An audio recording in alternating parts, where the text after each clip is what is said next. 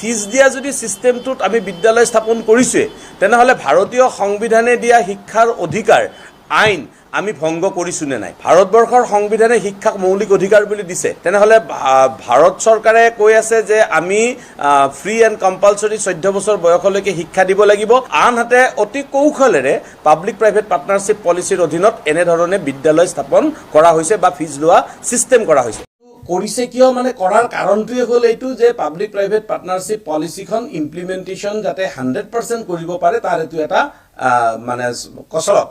আৰু ৰাষ্ট্ৰীয় শিক্ষা নীতিয়ে এই সুবিধাটো দিছে গতিকে ই মুক্তভাৱে হৈছে শিক্ষা বিভাগে এটা ঘোষণা কৰিছিল যে আমি অতিথি শিক্ষক দিম হাইস্কুল বিলাকক আৰু এই অতিথি শিক্ষক বিলাকৰ যেটো পেমেন্ট এই পেমেন্টটো এনে ধৰণে এলামনিয়াম কমিটিৰ জৰিয়তে দিবৰ কাৰণে তেতিয়াই কৈ দিছিল অৰ্থাৎ এই যে উচ্চ শিক্ষা বা প্ৰাথমিক শিক্ষা গোটেই পৰ্যায়টোতে যে ফিলন্থ্ৰপিৰ ব্যৱহাৰ কৰিবলৈ ৰাজ্য চৰকাৰে বিচাৰিছে হেয়া হ'ল ৰাষ্ট্ৰীয় শিক্ষা নীতিৰ অধীনত কৰা কাম